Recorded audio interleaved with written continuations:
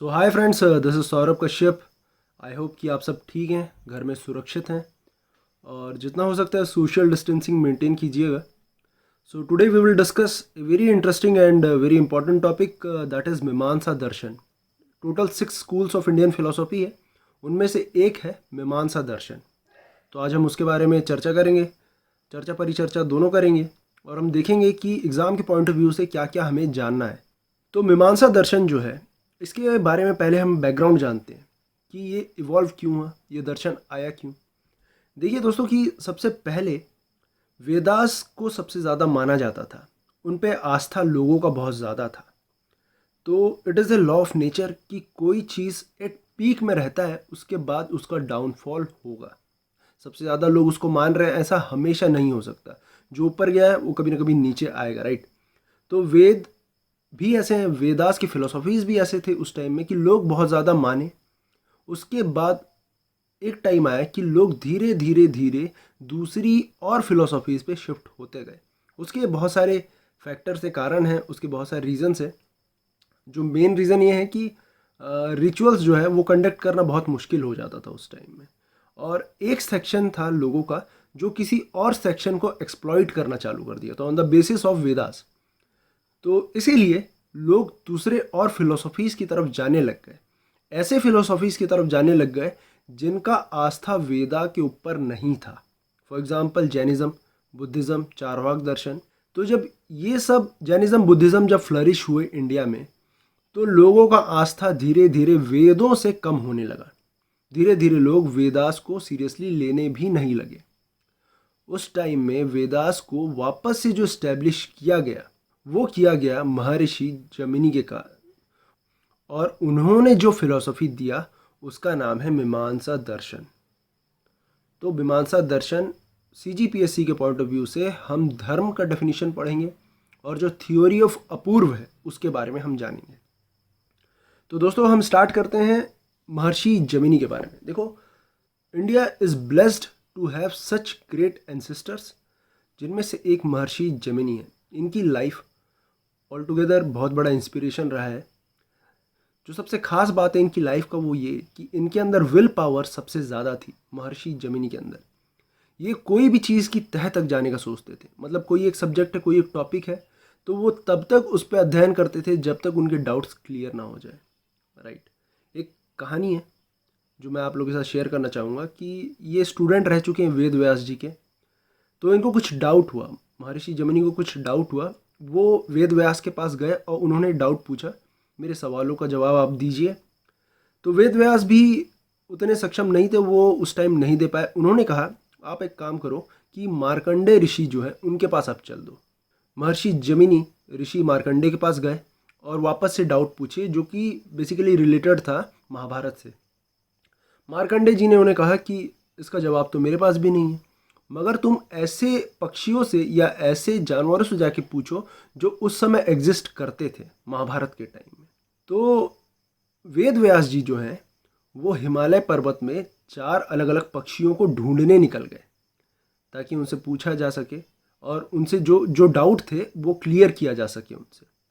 तो you can see the determination level of महर्षि जमिनी। ये एक सीखने लायक बात है, क्योंकि देखिए नो डाउट आज हम एग्ज़ाम्स के लिए पढ़ रहे हैं, बट एग्ज़ाम से भी ज़्यादा बड़े चैलेंजेस लाइफ में है, right. Exam is no doubt important, but it is just a phase. Objective of life is much greater than that. अगर विल पावर किसी के पास है तो एग्ज़ाम तो क्या, आप अपने लाइफ के जितने ऑब्जेक्टिव्स हैं वो सब आप अचीव कर सकते हैं। ये क्रक्स है महर्षि जमिनी का। मतलब ये बहुत ही इंपॉर्टेंट एक कैरेक्टर थे हमारे फिलोसॉफी में। इनके लाइफ से सीखने लायक बहुत कुछ है। मैं आपके सामने बस एक ही पॉइंट रखा हूँ, that is will power, right. जो चाहे आप कर सकते हैं, आपके मानने के ऊपर है। आप माने तो फिर एग्ज़ाम तो क्या, आप कुछ भी अचीव कर सकते हैं अपने लाइफ में। बहरहाल अब हम आगे देखते हैं। महर्षि जमिनी का योगदान बहुत ज़्यादा है इंडियन फिलोसॉफी में। ये मीमांसा दर्शन को वापस से इस्टेब्लिश किए, ये वेदों की सत्ता को वापस से इस्टेब्लिश किए। इन्होंने क्या किया कि जो शॉर्टकमिंग्स थे, जो ऐसे इश्यूज थे वेदों में जो थोड़े से इलॉजिकल लगते थे, ये कवर अप उसको भी करते गए, ठीक है। देखिए मीमांस दर्शन से पहले न्याय दर्शन भी आ चुका था। तो न्याय दर्शन लॉजिक की बात करता था, अब मीमांसा दर्शन जब आया तो महर्षि जैमिनी सिर्फ वेग बात नहीं करते, मतलब ऐसी बातों को नहीं करते थे जो कि बिना लॉजिकली आप फॉलो कर रहे हो, वेदों की सत्ता को बिना लॉजिक लगाए आप फॉलो कर रहे हो। वो लॉजिक के साथ वेदों को एक्सप्लेन करना चालू किए। ही रिवाइव्ड क्रेडिबिलिटी ऑफ वेदास। इन्होंने हिंदुइज्म को वापस से डिफाइन किया। एक तो मीमांसा दर्शन दिया और साथ में जैमिनी सूत्र भी इन्होंने लिखा जो कि एस्ट्रोलॉजी पे बेस्ड है, और साथ ही ये ग्रह नक्षत्र और जो कुंडली के बेसिस पे जितने कैलकुलेशंस होते हैं ये सब के ऊपर बेस्ड है। तो आपके पास जनरल आइडिया के लिए कि जैमिनी सूत्र यानी एस्ट्रोलॉजी से रिलेटेड है, राइट। तो अब देखते हैं आगे कि ये जो मीमांसा दर्शन है ये कहता क्या है। देखिए, मीमांसा का जो शाब्दिक अर्थ होता है इसका मतलब होता है रिवर्ड थॉट, यानी कि विचार करना। अब हम किसके बेसिस पे विचार करें? हम वेदास के बेसिस पे विचार करेंगे। ये एक ऑर्थोडॉक्स दर्शन है, आस्तिक है, जो कि वेदों की सत्ता को मानता है। इसको लाने का कारण क्या था? मुख्य कारण, एक तो कारण ये था कि ये जस्टिफाई करता था वैदिक रिचुअल्स को, क्योंकि लोगों का भरोसा उठ चुका था। अब वापस से मीमांसा आया तो लोगों के सामने जैमिनी ने ये प्रस्तुत किया कि आप वेदों को मानो और इसके जो रिचुअल्स हैं ये बहुत जस्टिफाइड है, ये कुछ ना कुछ आपको बाद में गेन्स देंगे। और दूसरा कारण, वेदास जो थे वो सोसाइटी को एक नियमित तौर पे चलने का एक गाइडलाइन देते थे। जितने सोसाइटल इश्यूज थे वो सॉर्ट आउट किया जा सकता था वेदास को मानते हुए। ठीक है, दो शब्दों के ऊपर ज़्यादा फोकस किया गया। एक, इन्होंने क्लियर किया कि धर्म होता क्या है, और दूसरा इन्होंने प्रमा के बारे में बताया। हालांकि प्रमा के बारे में डिस्कशन न्याय दर्शन में भी हो चुका है, इन्होंने वापस से प्रमा को ही एक सार माना। प्रमा क्यों? क्योंकि मीमांसा दर्शन जो है वो अल्टीमेटली मोक्ष की बात करता है, हिंदुइज्म से रिलेटेड है पूरा फिलॉसफी, तो ये मोक्ष की बात करता है। लेकिन मोक्ष हम पाएंगे कैसे? मोक्ष पाने के लिए हमें प्रमा या ट्रूथ या नॉलेज उसको गेन करना पड़ेगा। अल्टीमेट ट्रूथ अगर हमें मिला तो हमें मोक्ष मिलेगा। ये मीमांसा का सार है। अब हम आगे देखते हैं कि प्रमा एक्चुअली होता क्या है। प्रमा का मतलब नॉलेज होता है, ऐसा नॉलेज जो हमें चाहिए ताकि हम अटेन कर सके मोक्ष। प्रमा के कुछ क्वालिटीज़ होते हैं। एक क्वालिटी है कि ये नया होना चाहिए, ये नवीन होना चाहिए। ठीक है, ये ऑलरेडी एग्जिस्टिंग नहीं हो, ये नवीन हो।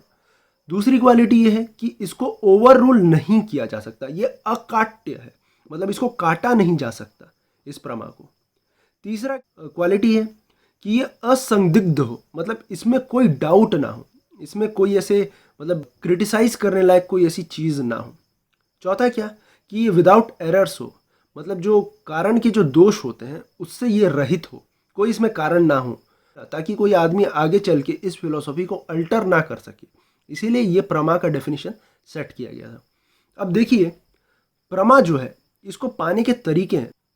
हम पढ़ते हैं मीमांसा दर्शन में जैमिनी के बारे में, क्योंकि CGPSC के लिए वो इम्पॉर्टेंट है, मगर और भी ऐसे ऋषि आए हैं जैसे प्रभाकर हैं, कुमारिल हैं। इन्होंने अलग अलग तरीके दिए जिससे हम प्रमा को अपने अंदर ले सकते हैं या नॉलेज को हम गेन कर सकते हैं, प्रमा को हम जान सकते हैं। जैमिनी ऋषि का जो तरीका है, उनका तरीका 3 चीज़ों पर आधारित है: परसेप्शन, इन्फेरेंस और अथॉरिटी। परसेप्शन का मतलब होता है प्रत्यक्ष, इन्फेरेंस यानी अनुमान, और अथॉरिटी यानी शब्द। अब देखिए, परसेप्शन क्या होता है? परसेप्शन यानी कोई भी चीज़ जो हम प्रत्यक्ष रूप से मान ले हमारे सेंसरी ऑर्गन से, राइट। मैं कोई चीज़ देख रहा हूँ तो मेरे लिए वो सत्य है। मेरे सामने पेन पड़ा है, ये मेरे लिए सत्य है। ठीक है, अब ये पेन का कलर ब्लू है जो मुझे दिख रहा है, तो ये मेरे लिए सत्य है। परसेप्शन यानी सेंसरी ऑर्गन से किसी चीज़ के बारे में हम जान रहे हैं। इन्फेरेंस क्या चीज़ है? इन्फेरेंस का मतलब होता है अनुमान, यानी कि ऐसा कोई आइडिया या ऐसा कोई लॉजिक जिसके बेसिस पे मैं अपना फ्यूचर, पास्ट और प्रेजेंट को जान सकूं। जैसे ऑलरेडी कोई नॉलेज है, उसके बेसिस पे मैं फ्यूचर जान सकूं या पास्ट जान सकूं। फॉर एग्जांपल, कि अगर 3 दिन से लगातार बारिश हो रही है तो मैं ये अनुमान लगाऊंगा कि चौथे दिन भी बारिश होगी। अब ये ज़रूरी नहीं है कि बारिश हो, मगर मैं फ्यूचर के बारे में एक अनुमान दे रहा हूँ, एक बोल पा रहा हूँ कि हाँ भाई बारिश हो सकती है। और अगर मैं बाहर निकलूँगा तो एक छाता लेके निकलूँगा। तो ये इन्फेरेंस है, ये भी एक टाइप का नॉलेज है। फिर आता है अथॉरिटी। अथॉरिटी का मतलब हम किसी की शब्दों को मानते हैं। शब्द को हम जिसके मान रहे हैं ये भी दो टाइप का डिफाइन किया गया है, एक पौरुष्य और एक अपुरुष्य। अपुरुष्य मतलब जो इंसानों द्वारा निर्मित नहीं है, जो लिखा गया नहीं है, जिसमें वेद आते हैं। और पौरुष्य मतलब कि कोई गुरु हो या कोई ऐसा व्यक्ति हो जिस पे हम ट्रस्ट कर सकें और उन्होंने हमें कोई चीज़ बताया हो। दोबारा जो अपुरुषय है ये दो अलग वर्गों में विभाजित होता है। एक है सिद्धांत प्रिंसिपल्स और एक है विधायक नॉलेज, विधायक वाक्य या नॉर्मल फ्रेजेस। ठीक है, प्रिंसिपल्स ऐसे कि ऑलरेडी स्टैब्लिश्ड हैं वेद में, और जो नॉर्मल फ्रेजेस हैं, विधायक वाक्य जो हैं, वो ऐसे जो कोई बोला हो वेदों को बेसिस मान के। ठीक है, ये एक मोटा मोटा जस्ट आपके अंडरस्टैंडिंग के लिए ये तरीके हैं जिनसे हम जान सकते हैं प्रमा के बारे में। प्रमा जानेंगे तो हमको क्या मिलेगा? मोक्ष मिलेगा, और मोक्ष मिलेगा तो जीवन का जो उद्देश्य है वो कंप्लीट होगा, ऐसा बताया गया है मीमांसा के द्वारा। प्रभाकर और कुमारिल के बारे में हमको जानना नहीं है, फिर भी बता देता हूँ। एनालॉजी है, अर्थ आपत्ति है, और कुमारिल ने दिया था अनुपलब्धि। ठीक है, ये भी अलग अलग तरीके हैं चीज़ों को जानने का। अब आगे हम देखते हैं कि धर्म धर्म क्या कहा गया है, धर्म के बारे में क्या कहा गया है इस फिलॉसफी के अकॉर्डिंग। धर्म आइडियल्स होते हैं या एक हाइपोथेसिस होते हैं जो ये बताते हैं कि वैदिक रिचुअल्स और प्रिंसिपल्स को हमको फॉलो करना है। समझ रहे हैं आप बात को? देखिए, वैदिक रिचुअल्स और प्रिंसिपल्स पहले से ही थे। धर्म क्या बोलते हैं कि अब उनको आपको परफॉर्म करना है, वो आपकी ड्यूटीज़ की टाइप का है, इसलिए इसको वैदिक ड्यूटीज़ भी बोला जाता है कई दफ़ा। अब ये आइडियल्स होते हैं, हाइपोथेसिस होते हैं, ये कंपल्शन नहीं होता है, ये जनरल एक आइडिया है कि आपको ऐसा करना चाहिए। इसके अकॉर्डिंग मीमांसा दर्शन क्या है? Set of rituals, obligations and prerogatives to be performed properly in order to maintain the harmony of universe and further personal well being of the person who performs it.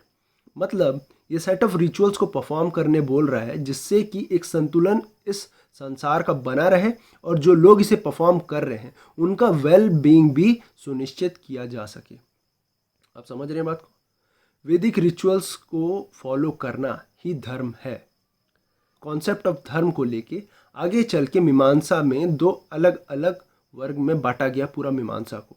एक है पूर्व मीमांसा और एक है उत्तर मीमांसा।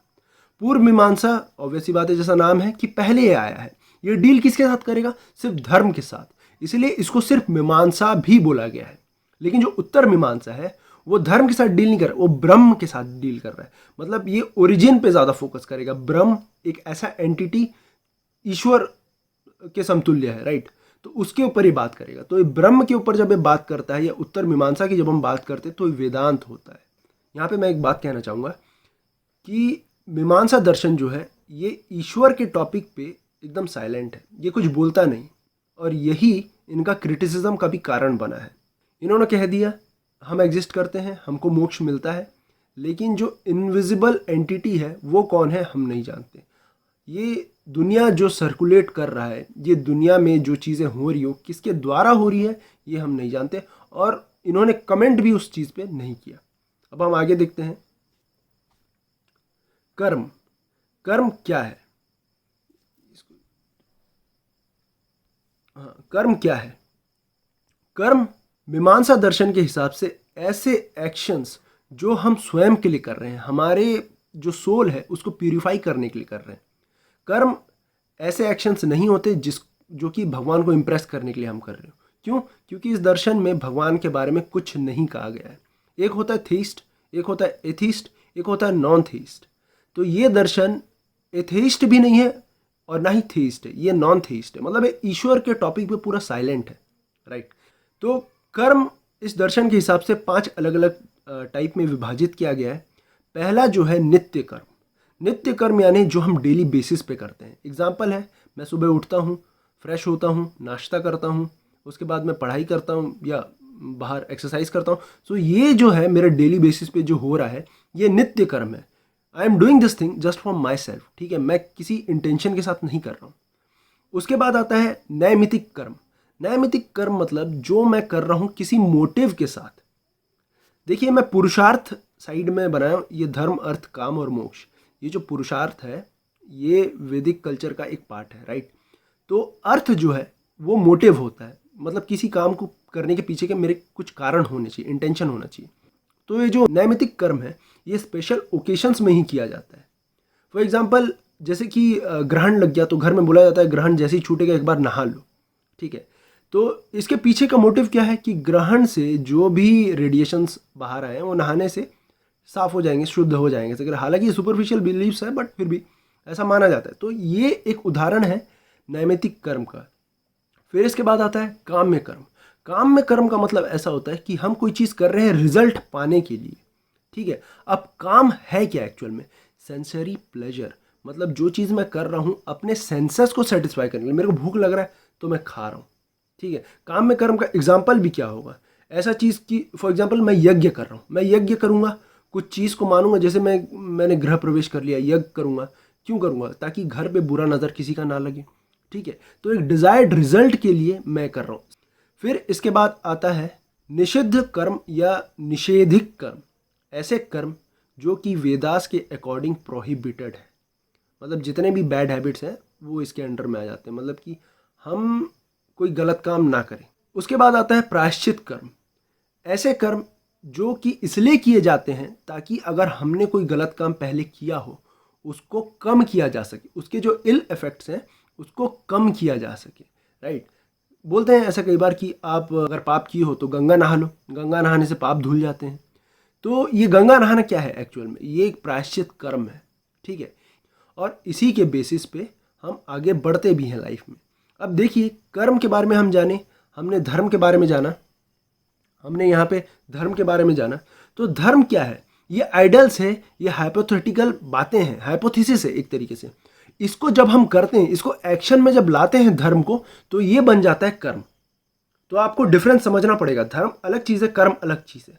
धर्म जो है ड्यूटीज़ है, वैदिक ड्यूटीज़, और कर्म जो है ये एक्शंस है, परफॉर्मेटिव एक्शंस है, ठीक है, धर्म को लेके। अब हम आगे चलते हैं। थ्योरी ऑफ अपूर्व जो है वो ये कहता है one which is not existing earlier. ये अपूर्व का मतलब है, अपूर्व मतलब वो जो पहले नहीं था। ये पोटेंशियल की बात करता है, एक इनविजिबल शक्ति की बात करता है। अब आप इस चीज़ को ऐसे समझिए कि ये माना जाता है कि हिंदुइज्म में भी हम परमात्मा के एक अंश है। आत्मा जो है परमात्मा का एक अंश है। जब आत्मा आता है तो वो कुछ काम करता है, जब वो इंटरेक्ट करता है माया के साथ तो उसके कुछ कर्म डेवलप होते हैं। जो कर्म डेवलप हुए वो वन सॉर्ट ऑफ एनर्जी है, ठीक है। वो एनर्जी जो है वो डिसाइड करता है आगे क्या कॉन्सिक्वेंसेस हम फेस करेंगे। मतलब मेरे कर्म अगर अच्छे हुए तो मुझे बाद में अच्छा चीज़ मिलेगा, कर्म अगर बुरे हुए तो बाद में मुझे दंड मिलेगा। और बाद से यहाँ आशय है कि मेरे गुजरने के बाद, मरने के बाद जब मैं स्वर्ग में जाऊँगा तो मुझे मेरे कर्मों के हिसाब से वहाँ पे चीज़ें मिलेंगी। या तो अच्छा किया हो तो मुझे अच्छी चीज़ें मिलेंगी, बुरा किया हो तो बुरे मिलेंगी, बहुत ज़्यादा बुरा किया हो तो नर्क में जाऊँगा। So these are just hypothesis, right. Apurva क्या कहता है कि ये जो एनर्जी है, जैसे आप एग्जिस्ट कर रहे हैं तो ऑलरेडी एक एग्जिस्टिंग एनर्जी है, परफॉर्मेटिव एलिमेंट है। फिर आप कुछ काम करोगे, जस्टिफाई करोगे, रिचुअल्स परफॉर्म करोगे, तो जब आप कोई नया रिचुअल्स या कोई नया एक्ट करते हो तो एक नया एनर्जी और डेवलप होता है। और हर टाइम ये एनर्जी डेवलप होता है जब जब आप एक्शन करते हो। इस एनर्जी के अकॉर्डिंग हमको प्लस या माइनस अपने लाइफ में सिचुएशंस मिलते हैं, या तो मुझे स्वर्ग मिलेगा या तो नर्क मिलेगा। ये जो इनविजिबल एनर्जी है जो हर एक्शन में प्रेजेंट रहता है, ये जो रिजल्ट यील्ड करता है, ये जो इनविजिबल एनर्जी, इसी को ही पूरा सिद्धांत को कहा गया है थ्योरी ऑफ अपूर्व। और ये बहुत इम्पॉर्टेंट भी है क्योंकि देखिए उस ज़माने में ये ज़रूरी नहीं था लोगों को समझाना कि आप ऐसा मत करो वैसा मत करो। इम्पॉर्टेंट क्या था कि अगर लोगों को कंट्रोल करना है तो आप उनके इंटेंशंस को बांध दो। इंटेंशन किससे बांधेंगे? वेदास से बांधा गया, ठीक है, लोगों के इंटेंशंस को। वेद में जो बोला गया है वो सत्य है और उसके अकॉर्डिंग आप एक्ट करो। तो लोग इसके ऊपर डाउट नहीं करते थे कि वेद भाई ये सही है कि गलत है, लेकिन उसके अकॉर्डिंग वो एक्ट करते थे। तो सोसाइटी को स्मूथली अगर चलाना है तो ये उस टाइम का एक तरीके का कॉन्स्टिट्यूशन था, just like we are following our Indian constitution right now. ये भी एक सेट ऑफ रूल्स था, ठीक है। अब हर जगह सेट ऑफ रूल लागू नहीं होगा, लेकिन इंटेंशन लागू होगा, आपके कर्म लागू होंगे कि आप जो कर्म कर रहे हैं वो अच्छे के लिए कर रहे हैं, बुरे के लिए कर रहे हैं। ये कर्म के हिसाब से लोगों को बताया गया कि आपके जो कर्म है उस हिसाब से आपको आगे फल मिलेंगे। तो ये पूरे कॉन्सेप्ट को कहा गया है थ्योरी ऑफ अपूर्व। किसके हिसाब से? मीमांसा दर्शन के हिसाब से। तो ये कुछ पॉइंट थे। अब हम रिलेवेंस के ऊपर आते हैं। देखिए सबसे बड़ा जो रिलेवेंस है, सोसाइटी को चलाने के लिए कुछ ना कुछ चाहिए होता है, सेट ऑफ रूल्स चाहिए होते हैं। उस टाइम में ये चीज़ था धर्म और कर्म का कॉन्सेप्ट, और अभी भी ये इंडियन सोसाइटी में कहीं ना कहीं अंदर है।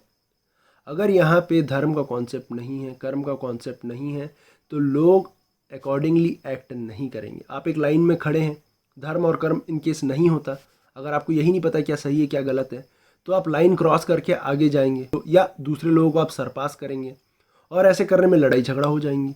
तो देखिए सोसाइटी में बहुत सारे डिस्टर्बेंसेस क्रिएट होंगे अगर छोटी छोटी चीज़ों में कर्म और धर्म का कॉन्सेप्ट नहीं अपनाया गया। तो जो इंडिया का एथिक्स है, जैसे एग्जाम्पल के तौर पे माना जाता है कि अतिथि देवो भव, ये हमारे एथिक्स है। हम अच्छा करते हैं ये सोच के कि कल की डेट में हमारे साथ भी अच्छा होगा, ठीक है। तो जो ड्राइविंग फोर्स है, एथिकल ड्राइविंग फोर्स सोसाइटी में है, वो इसके कारण कहीं ना कहीं स्थापित किया गया था। तो ये कुछ बेसिक पॉइंट्स थे जिसके ऊपर हम बात की, हम चर्चा किए। आपको अगर कोई भी डाउट है आप कमेंट सेक्शन में पूछ सकते हैं।